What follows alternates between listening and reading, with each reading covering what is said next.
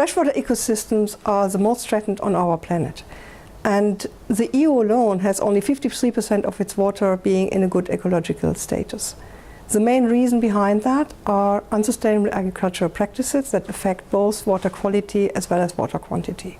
Therefore, we believe that the common agricultural policy that is being reformed right now plays a major role in improving the situation. Water is used a lot by our farmers and by our agribusinesses, and we have to do more in the modernisation of our common agricultural policy to implement more of our policies in a cross-cutting way by breaking down the silos and working with Commissioner Vella in the environment, working with Regio funds and with the new financial instruments from the Juncker Fund to be able to implement a lot of the major investments that are required on water quality and water quantity.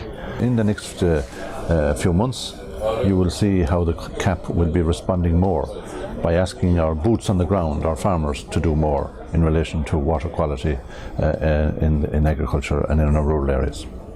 Well, first off, the ELO would dispute that it's naturally about intensive farming. We think that it is about the production method, and that can be good on intensive farms, can be bad on intensive farms, but it can also be good or bad on organic or small farms. So it's really about the intention, the method, not about whether or not something is intensive. As to how we solve the issue of water, we believe that some of the solutions lie in promoting no-till farming, integrating the Water Framework Directive and the Sustainable Use Directive in agriculture, and making sure that there are better, more understandable greening options that can help protect Europe's water, which is one of the basic building blocks, along with soil, that my members need, because without water there is no agriculture.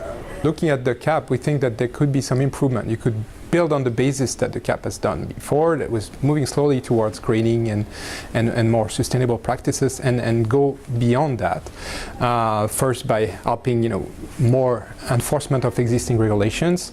Second, by going beyond that with the agri-environmental measures that have been there in the past, and trying to go towards results-oriented